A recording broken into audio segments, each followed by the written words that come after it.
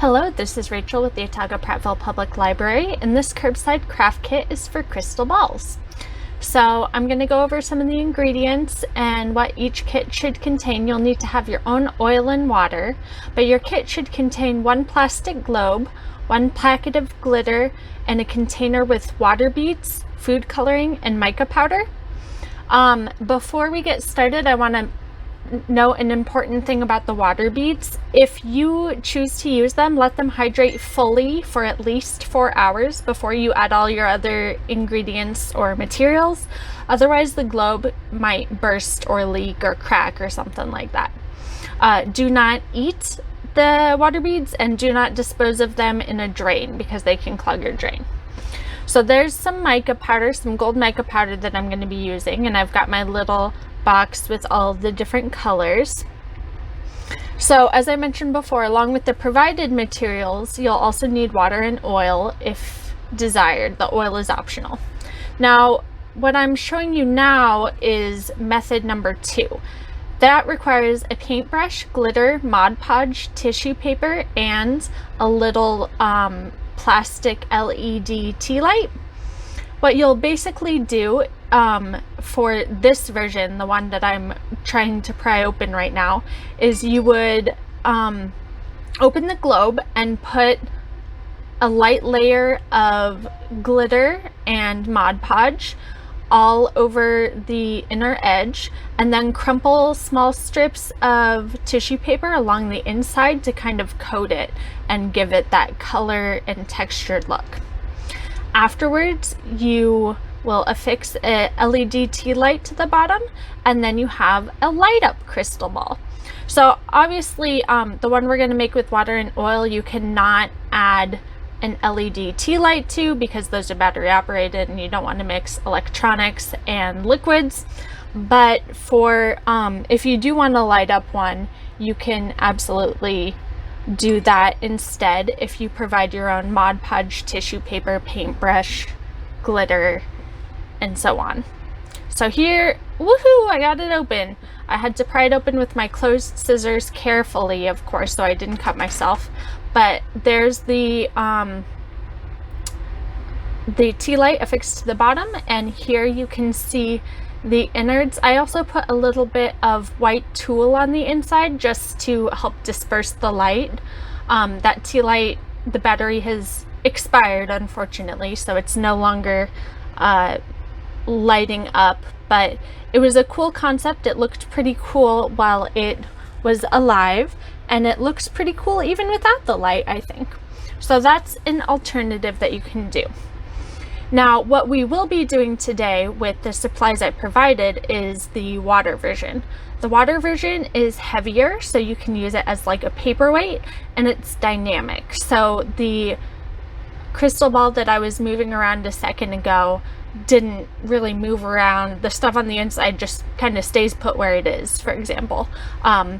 The crystal ball we're going to make will have the stuff inside that moves and swirls and creates new patterns when you shake it or move it around.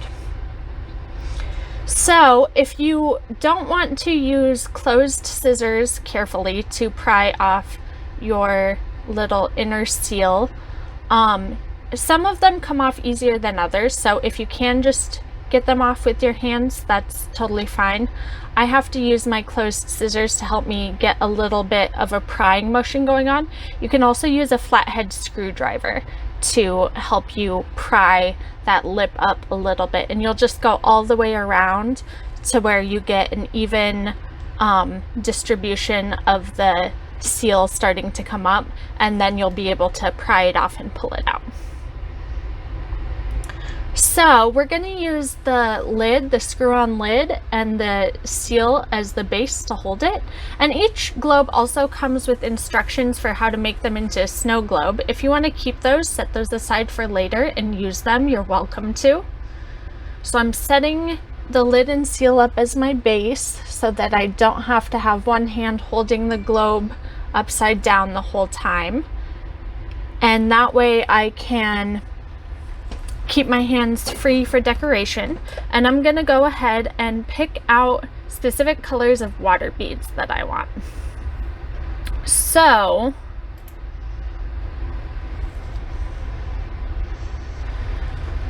Okay, so what I did here was separated out the water beads by color so that I only had red, orange, yellow, and clear beads that I used in my particular thing, crystal ball, that's what it's called.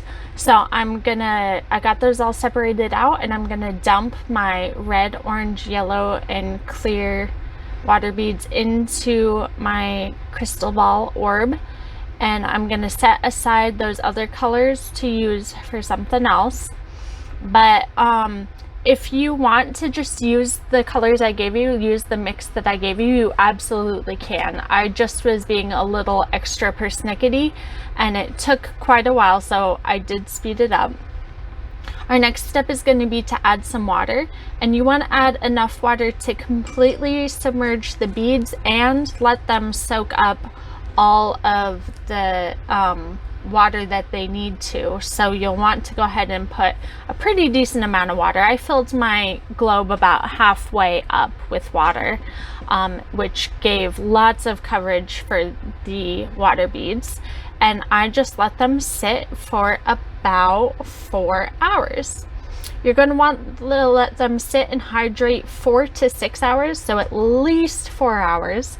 And you'll probably want to check on it a couple times during that time to make sure that you have enough water in there to keep the water beads submerged so that they can soak up all that great liquid. So it's been 4 hours. My water beads have become filled with water, and they're juicy and cool and ready to go. And now we can add all the rest of our stuff in.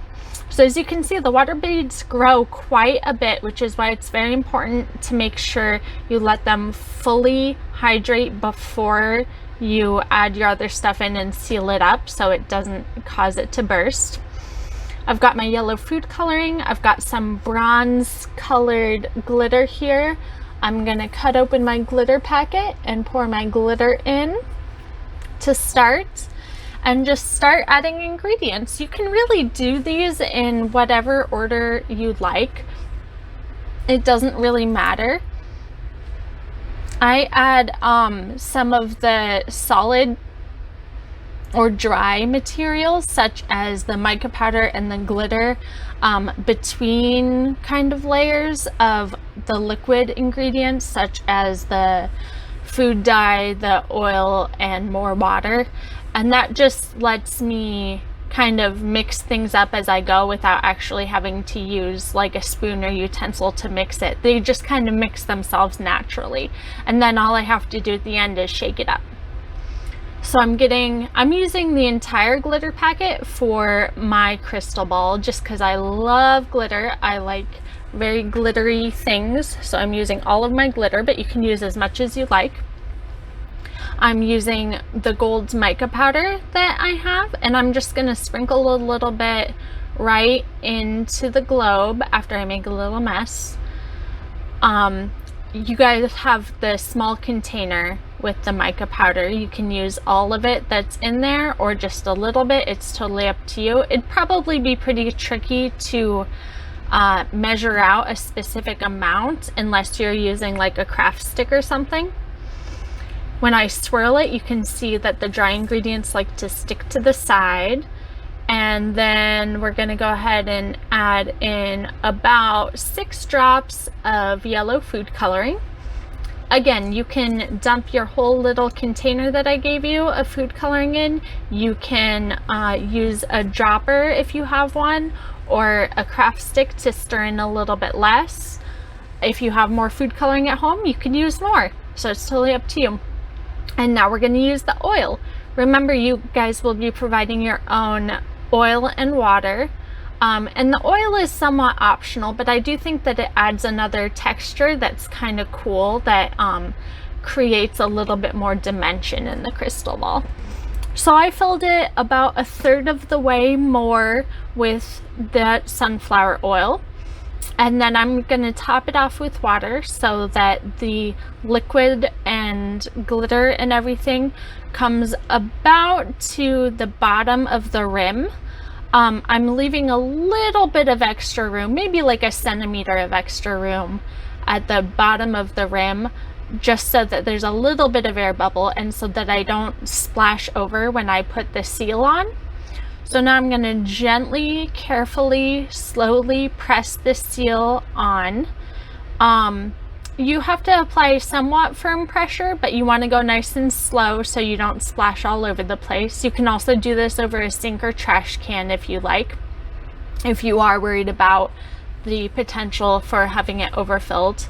And it looks like I got that ratio just right, so it's sealed up perfectly. And I'm gonna just press on it a couple more times to make sure it stays put, give it a little shake so I can start seeing the pattern it's gonna make, which looks really cool already.